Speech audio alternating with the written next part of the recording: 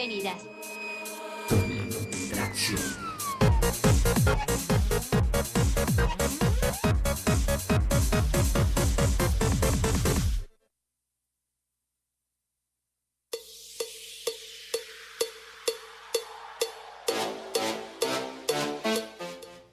Hola gente, bienvenidos y bienvenidas a La Doble Tracción, el espacio de periodismo tan bueno que da risa, que ya no es de la Federación de Estudiantes de la UCR. En adelante, FEUR, porque lo único más largo que ese nombre fue el tiempo que se tomó el TEU para resolver los diferentes recursos que presentaron estudiantes hace más de 2 semanas, tiempo en el cual las elecciones se habían mantenido suspendidas. Por suerte ya todo está resuelto y tal vez el tribunal ahora sí pueda sacar un momentito de su día y venir al programa y explicar qué rayos fue lo que pasó. Con ustedes Gabriela Yusti y Esteban Hidalgo. Y es que hoy empezamos con el especial electoral de La Doble Tracción, en donde entrevistaremos a todos los candidatos y les haremos preguntas que usted, el público universitario, desea saber. El programa de hoy va a durar 1 hora, así que busquen palomitas, pónganse cómodos y disfruten de las presas. Hoy tenemos a la coalición de lucha al frente, conformada por los partidos Convergencia y Ya Basta, y el partido Organizate, o como diría Katy Perry, The One That Got Away, considerando que el mismo formó parte de la lucha al frente en las elecciones del año pasado. Organizate se desprendió de la lucha al frente tan rápido como se desestimaba la evidencia en el Poder Judicial antes de que llegara la ahora icónica fiscal Navas, que para ponerlo en sus propias palabras está haciendo todo lo posible para recuperar el tiempo perdido. Muestra de su trabajo lo vimos el viernes de la semana pasada cuando oficiales del OIJ detuvieron al emperador del cemento chino Juan Carlos Bolaños, el exdirector del BCR Jorge Barrenechea y a otros 6 miembros del comité de crédito del banco por delitos por peculado de capital. En el caso de Bolaños incluso se le acusa también por tráfico de influencias, denuncias calumniosas y simulación de delitos. Los 8 imputados fueron sentenciados a 3 meses de prisión preventiva en el juzgado de turno extraordinario de San José, donde se argumentó peligro de fuga y obstrucción del proceso por parte de los detenidos. Sin embargo, solo Barrenechea empezó a descontar su sentencia este lunes, cuando ingresó a la cárcel de adultos mayores de San Sebastián, donde celebrará su cumpleaños número 68. Esperemos que sus compañeros de celda se sepan las mañanitas. Lejos de esterilizar en una peli de Tarantino, los 7 imputados restantes presentaron una apelación, la cual será evaluada este viernes. La retención de los sospechosos también sirvió para que el OIJ allanara las propiedades de Bolaños, así como el propio BCR, y extrajeran evidencia pertinente al caso.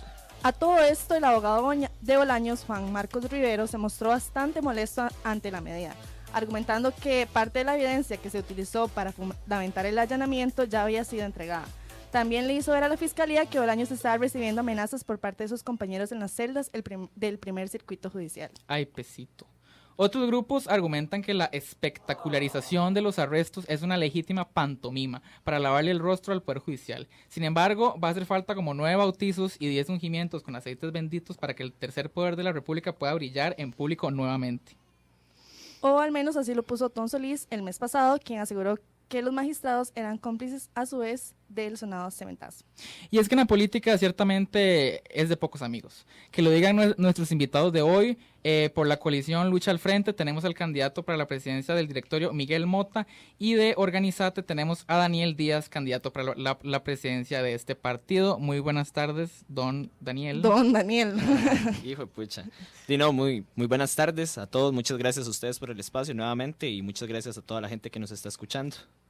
Bueno, esto es La Doble Tracción y volvemos después de este pequeño corte. Corto. Bienvenidos. Bienvenidas. Doble Tracción.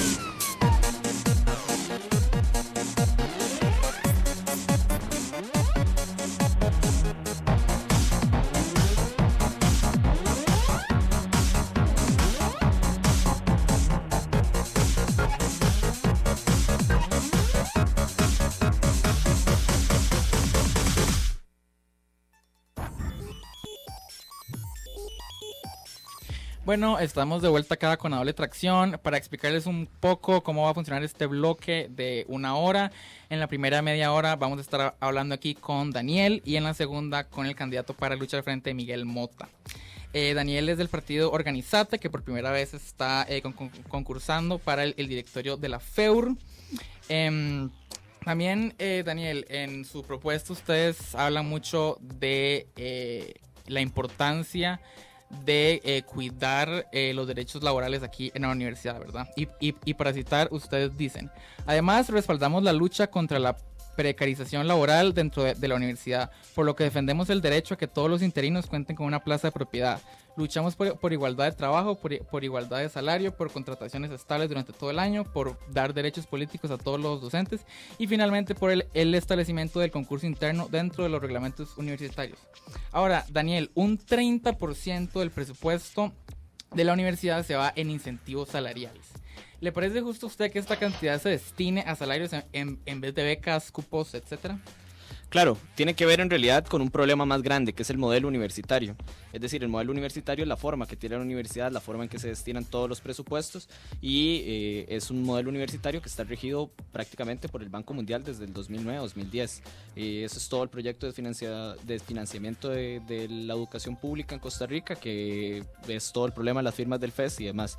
Nosotros apuntamos desde Organizate a que hay que hacer una reforma de ese modelo universitario, hay que tener un modelo universitario que esté al servicio de la clase trabajadora, es decir, que no levante barreras de acceso ni de permanencia tanto a estudiantes que vienen de familias trabajadoras y de origen humilde en general, como a los trabajadores precarizados de la U, que la situación de los interinos y las interinas es una cosa grave. Entonces a nosotros nos parece que el modelo universitario hacia el que habría que apuntar es un modelo muchísimo más democrático, muchísimo más universal, en donde seamos estudiantes y trabajadores quienes podamos tener alguna capacidad de decisión sobre la distribución del presupuesto interno. Entonces no es nada más agarrar o trabajar con los porcentajes que tiene ahorita la rectoría, sino más bien pensar en una forma en que podamos participar todos y todas las personas, digamos, trabajadores y estudiantes de esa repartición, para que entonces ahora sí calcen las cosas. Claro, pero digamos, ustedes respaldan este 30% que se va en incentivos salariales.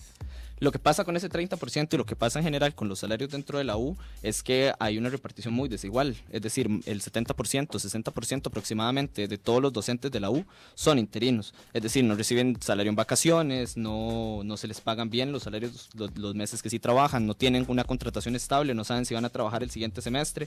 Entonces, ese 30% habría que ver y habría que investigar hacia dónde se está yendo. Quiénes están dejando toda la gran parte de ese salario, tomando en cuenta que más de la mitad de los docentes no reciben salario bien. Ahora, de eso ustedes hablan también cuando aquí destacan una reevaluación de la masa salarial docente. Creo que es por donde va tu idea. En aras de una repartición que garantice la apertura de todos los cursos requeridos por el estudiantado de las diferentes áreas. Ahora, esta reevaluación de la masa salarial docente como que suena que va a haber hay docentes que le pagan mucho y hay docentes que no les pagan nada. Entonces, bueno, sí, esto sería más o menos nada, cercano a nada. ¿Esto sería una repartición en este sentido o hay otros factores ahí? No, claro, es en ese sentido, por un lado, y por otro lado es también el problema de los cupos. Es decir, cuando uno se acerca a las escuelas, por los problemas de cupos constantes, todos los semestres es una guerra, lo que dicen las escuelas es que no hay plata para abrir más plazas docentes. Bueno, entonces reevaluemos bien cómo es que se está repartiendo ese dinero para que entonces todos los profesores que sean necesarios contratar y a los que sea necesario darles una plaza estable para que puedan dar clases y puedan tener, y ahí se combate una vez el problema del interinazgo y puedan tener estabilidad laboral asegurada, sean contratados, tengan una plaza y al mismo tiempo eso garantice que se abran absolutamente todos los cursos que son necesarios para que ningún estudiante se quede rezagado o rezagada en su carrera por la falta de esos cupos. Pero entonces usted sí está de acuerdo que profesores que ganan X cantidad de millones se les quite esa cantidad de salario. Estaríamos por evaluarlo, porque también hay otra problemática ahí, que es la que tiene que ver con todo el problema del acoso. Hay muchos profesores en puestos muy, muy importantes, con unos salarios muy abultados, que hasta acusados son de casos de acoso y ahí siguen totalmente tranquilos. Bueno, sí, pero es que ahí nos estamos metiendo en otro tema. Aquí la pregunta es si ustedes están dispuestos a, que estos salarios decrezcan. En algún sentido sí, en tanto eso garantice que el resto de los docentes puedan tener una plaza y puedan resolverse el problema de los cupos. Entonces, ¿sí estarían de acuerdo en quitarle estos derechos adquiridos a esos trabajadores que ganan grandes sumas de dinero? Derechos no, pero estaríamos, es decir, la idea de organizarte en ningún momento es lesionar los derechos de ningún trabajador. De hecho, estamos por todo lo contrario. Hay derechos que están siendo lesionados de más de la mitad de todos los docentes en la U. Hay que encontrar una forma de estabilizar esa situación sin que se lesionen los derechos de otras personas, como por ejemplo con el problema de las anualidades. No sería quitarle anualidades a todos los trabajadores para aumentar el salario de otros, sino que sería alguna especie de mecanismo que también tenemos que elaborar en conjunto, porque otra de las líneas que nosotros mantenemos es que la federación no es una cosa en sí misma que va cumpliendo y que va haciendo milagritos aquí, milagritos allá, sino que la federación es un medio, es una herramienta. Y en tanto herramienta debe ser utilizada por muchísimos más estudiantes. Es decir, la federación debería garantizar que un montón de personas estén organizadas y acercándose a los diferentes espacios, y ahí sí evaluemos ahora en métodos asamblearios democráticos cuál es la mejor forma de realizar todas estas o de llevar adelante todas estas propuestas y reformas al modelo universitario para que tengamos ahora una U que no precarice trabajadores, que no nos deje sin becas, que no nos deje sin cupos, que no le quite derecho a otros pero trabajadores. para sintetizar entonces, en el plan de ustedes dejan claro que uno de los problemas centrales son los cupos, ¿verdad? Y que para solucionarlo proponen esta reevaluación de la masa salarial, ¿verdad? Entonces, sí estaría diciendo que hay que, o sea, esa sería la solución para los cupos, de cierta manera. Sí, a nosotros nos parece que... Entonces sería un modelo en donde se reevalúe la masa salarial docente, pero sin infringir en los derechos de los trabajadores. Y eso pasa porque sean los propios trabajadores y los estudiantes quienes tomen decisiones, que no sea una cosa desde arriba, sino que sea una cosa más amplia, donde todo el mundo pueda discutir, donde todo el mundo pueda presentar. Ahí estamos hablando de que los propios profesores estarían de acuerdo con que sus salarios decrecieran. Eso habría que verlo, porque de nuevo, 60% de los profesores ni siquiera reciben salario en sus vacaciones. Entonces habría que ver qué tal es la posición sólida del resto de trabajadores y de profesores, a ver qué tal está la cosa ahí. Sí, pero digamos, acá entonces están dejando los derechos, por decir algo, laborales de estos trabajadores que llevan aquí trabajando mucho tiempo, o sea, como 20 años, al quitarle parte de su salario. ¿No cree? No, porque me parece que es una discusión que tiene que llevarse, es decir, parte de la discusión es esa, ver qué mecanismo o qué forma de repartición puede garantizar ambas situaciones. Un escenario en donde no se lesionen los derechos de los trabajadores y los profesores que llevan pues todos los años de trabajar aquí, que se han ganado todo, digamos, los pluses salariales por cuestiones como la anualidad, que no se lesione eso, pero que se pueda garantizar. Sería como bajar el tope salarial, una cosa así. Eso habría que verlo y habría que construir la propuesta en colectivo. También era ese problema que quería como introducir. Al mismo tiempo hay profesores y funcionarios que tienen unos salarios altísimos, pero que tienen casos de acoso, por ejemplo. Ahí sí podría valer la pena evaluar si de verdad merecen un salario tan alto, pese a que tienen todas esas acusaciones y que... Ok, bueno, para seguir avanzando un poco acá por los temas, ustedes también abogan por una tipo de experiencia de admisión universal. Así, de manera muy concisa, ¿ustedes qué quieren decir por eso? Hay experiencias como el caso que ponemos en el plan de gobierno más completo, que tiene que ver con universidades como la Universidad de Buenos Aires. En la Universidad de Buenos Aires, cualquier estudiante que quiera ingresar a la universidad ingresa, y eso no baja el estándar de calidad de la U. A nosotros nos parece que una universidad o un modelo universitario que esté al servicio de la clase trabajadora debería tener la capacidad de hacer que todos los estudiantes, todas las personas que quieran acceder a educación superior de calidad puedan obtenerlo. Entonces eso también pasa justamente por distribuir mejor todo el presupuesto de la U para que se garantice que esos estudiantes tengan los cupos necesarios para poder recibir clases, que se construya la infraestructura necesaria para que todo el mundo pueda, o para que nadie se quede sin una clase, digamos, sin un aula, sin un edificio en donde estudiar, y sí, demás condiciones que, por ejemplo, las becas, que todo el mundo tenga una beca como derecho que le alcance para vivir y que no sea una administración del hambre. Pero ahora, sí, en 10 años, por decir algo, el porcentaje de cobertura subió de un 24,2 a un 27,5, ¿verdad? 3 puntos porcentuales y tantito. Sin embargo, el FES subió de 134 mil millones a casi 410, ¿verdad? Estamos hablando de que es 4 veces Ahí no hay una correlación lógica entre cobertura y financiamiento.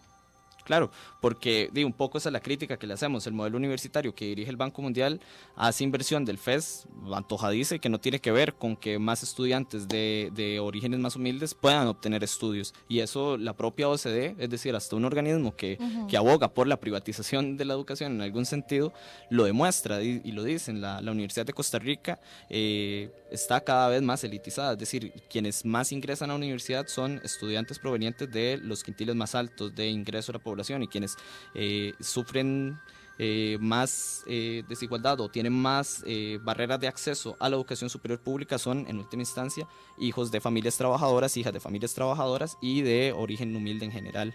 Estamos por combatir eso, y una de las posibilidades que a nosotros se nos ocurre que podría ser bastante provechosa para todo el mundo es justamente que todo el mundo pueda estudiar, pero no podemos garantizar eso con este modelo universitario. Eso es una locura. Tenemos que reformar entonces el modelo universitario para que entonces construyamos una U en donde sí, todo el mundo pueda estudiar, todas las personas que quieran acceder a la educación superior puedan obtenerla sin que se les pongan barreras. Pero ahora, usted menciona esto que dice la OCDE, ¿verdad? Pero ellos al mismo tiempo dicen que el gasto que se da en Costa Rica para la educación superior es inadmisible, o sea, que no tiene ningún sentido, que deberíamos de invertir más en la educación primaria y secundaria, y que no alcanza la plata para tanto, que no nos podemos comparar con países como Argentina, por ejemplo, que estamos invirtiendo la misma cantidad de dinero que Argentina, y que sí, o sea, que hay que empezar a reducir este gasto. Entonces... Ahí hay dos cuestiones. La primera es esa, la lucha por el presupuesto y en general por el FES, es también la lucha por el financiamiento de la educación en general, también la educación secundaria y la educación primaria. Ahora, en lo que tomamos distancia, las conclusiones o lo que nos mantenemos más críticos frente a la OCDE es eso: si se está invirtiendo tanta plata en U pública, veamos entonces cómo es que se está construyendo la U pública. Uno se da una vuelta por cualquier sede, un recinto de la U, y puede haber unas condiciones de estudio que a veces son ridículas, son paupérrimas. En Esparza, por ejemplo, no hay oficinas de salud, hemos escuchado gente de Siquirres que tiene que movilizarse hasta Turrialba para recibir clases, y entonces uno ve aquí la Facio que están construyendo un montón de edificios por todo lado, edificios que incluso es una construcción un poco... irresponsable, en algún sentido, destruyendo mucha de la zona verde que queda aquí en el este, digamos, que es el pulmón de la ciudad.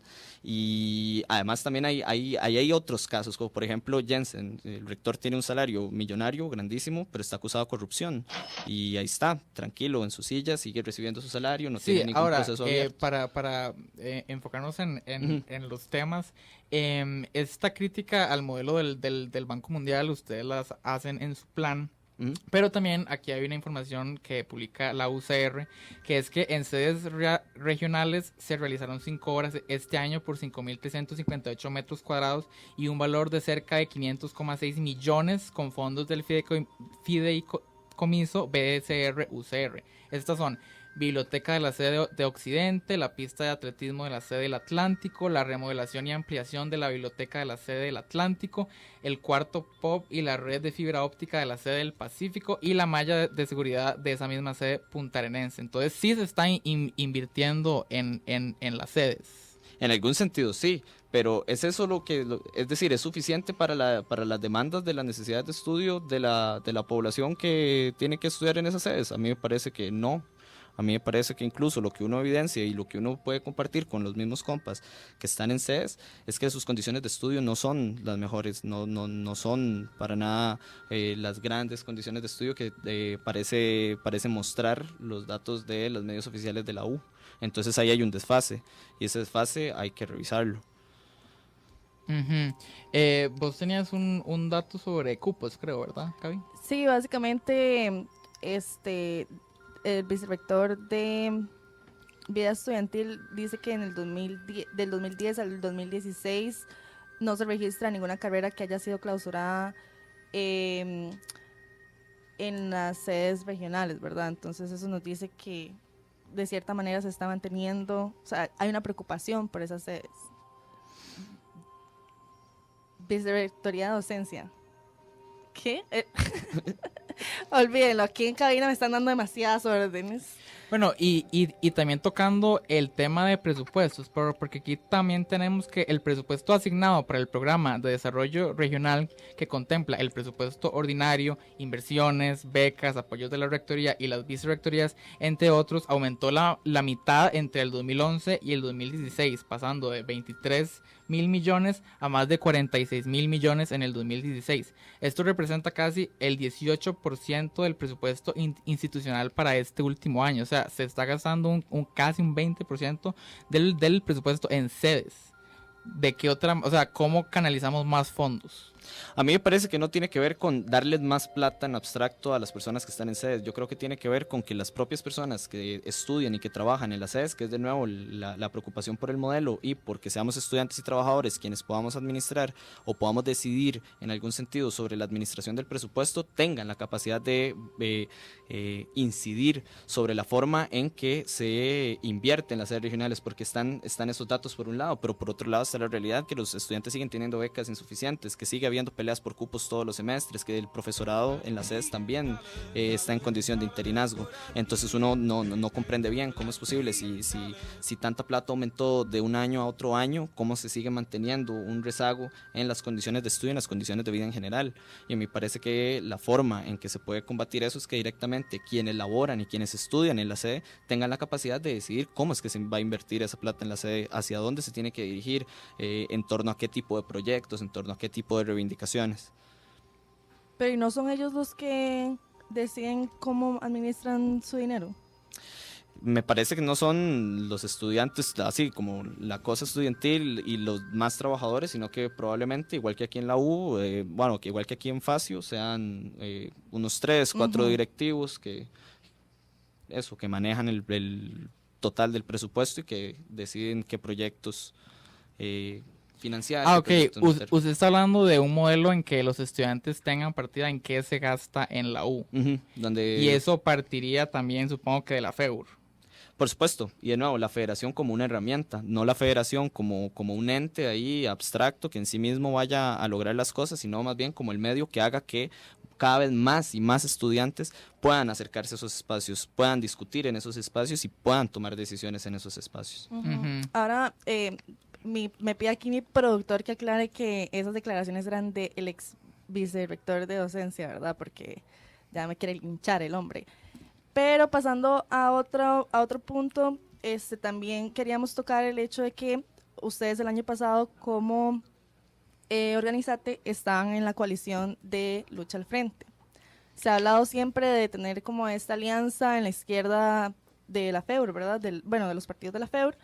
Y este año deciden separarse de esta coalición y van a participar solos por la presidencia. Entonces, queremos saber qué es lo que está pasando. Claro, eso fue una discusión política y en última instancia teníamos acuerdos el año pasado sobre la base de ciertas condiciones. Este año las condiciones políticas cambian, se interpone la lucha del FES incluso y la forma en que participan los grupos dentro de esa lucha también tiene un peso y ese peso se demuestra nuevamente en los acuerdos políticos a los que finalmente no llegamos. Así, por mencionar que ya eso también está en un documento que sacamos incluso el mismo día que tuvimos la discusión con los compañeros y compañeras de las otras agrupaciones, lo hicimos público, pero fue una diferencia en 3 criterios. El primero tenía que ver con la necesidad de que los votos que sacara la agrupación, la coalición para el Consejo Superior Estudiantil tuvieran algún espacio mínimo de coordinación, ni siquiera era como de tener un acuerdo general, sino un espacio para poder coordinar la intervención en el Consejo Superior Estudiantil, tomando en cuenta que una ponencia que nosotros, Organizate, llevó al Congreso Estudiantil Universitario, le da una tarea al Consejo Superior Estudiantil de hablar permanentemente del FES, sobre la base que ahora en el Consejo Superior Estudiantil siempre hay que discutir políticamente del FES. Lo que le ofrecíamos a los compas era tengamos un espacio antes de cada consejo para ver más o menos las posturas. Dicen que es innecesario, que no hace falta. Bueno, está bien. El segundo desacuerdo, que fue un poco más tenso o más definitorio, tenía que ver con el derecho a decidir. Organizate este año salió en elecciones en acuerdo con un espacio que es más amplio que los partidos federativos, que es el Foro del Aborto. El Foro del Aborto es un espacio de campaña política que se forma a partir de la movilización del 8 de marzo, el Día Internacional de la Mujer Trabajadora, y que es un espacio de campaña política para legalizar y para... Sí, legalizar el derecho a decidir sobre el propio cuerpo, y las compañeras tienen acuerdo en llevar esa campaña y posicionar esa campaña también dentro de las elecciones de la FEUR en papeleta con Organizate. Nosotros extendemos ese acuerdo a la coalición, les decimos, este grupo político también tiene acuerdo con nosotros y queremos que el aborto, el derecho a decidir, sea un tema central en las elecciones, y las agrupaciones dicen no queremos, no va a ser un eje central.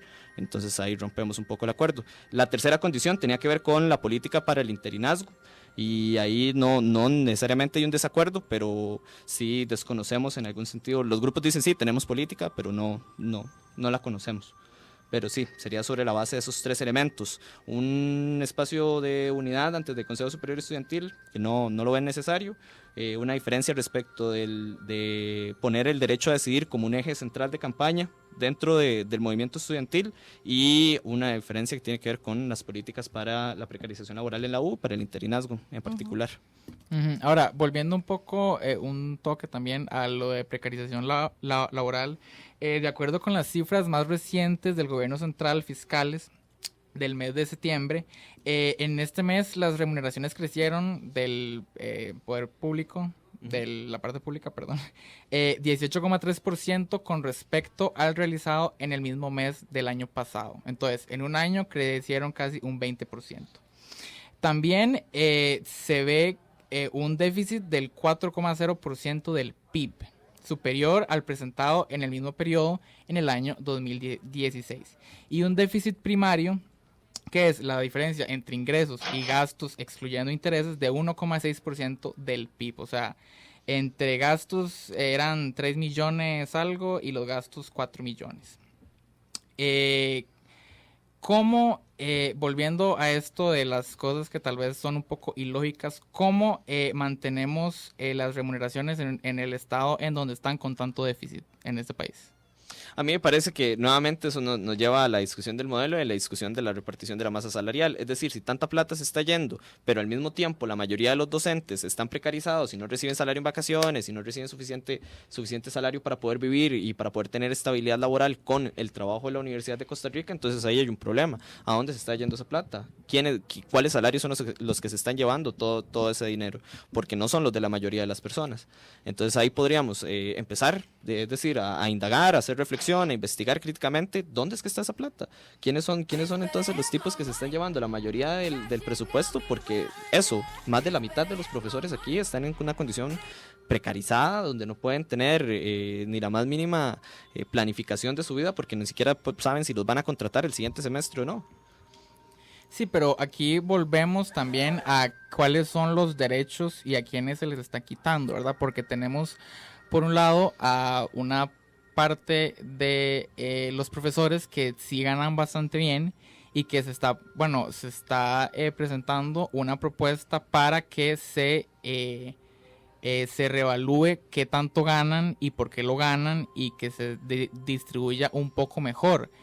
Ahí usted me dice que no estamos hablando de quitar derechos, pero en cierta parte ellos sí tendrían que renunciar a sus ingresos. Pero a mí me parece que es una cuestión, incluso la reivindicación del Comité de Personas Interinas, que es la que tenemos en el plan, es igual trabajo, igual salario. Es decir, si un docente trabaja lo mismo que otro, que recibe un salario millonario, y apenas si le alcanza, si acaso, para poder salir adelante con su mes, ahí hay un problema. Y entonces hay que revisarlo. Es decir, de nuevo, la reivindicación tiene que ver con la condición de que ambos son docentes, en que ambos realizan el mismo trabajo, deberían tener la misma remuneración. Ahora, de nuevo... Perdón, ¿y estos casos en donde hay docentes con salarios millonarios y docentes que hacen el mismo trabajo pero no ganan igual, ustedes los conocen? ¿Ustedes? Hay muchísimos casos, la mayoría de los profesores, como te digo, más de la mitad del profesorado es interino. Uno cuando, de hecho es interesante, cuando uno pasa por aulas y hace la denuncia de, el interinazgo, precarización laboral, la mayoría de los profes asienten y se sienten identificados porque la mayoría son profesores interinos. Bueno, ya con estas palabras yo creo que nos podemos despedir de Daniel Díaz, el candidato presidencial para el partido Organizate. Y ahora vamos a una pequeña pausa para regresar con Miguel Mota, el candidato presidencial de la lucha al frente. Gracias, David. Daniel. Daniel. No, tranquilo. Daniel, de No. Organizate. Nuevamente, gracias a ustedes y gracias a toda la gente que nos está escuchando. Volvemos aquí en la doble tracción.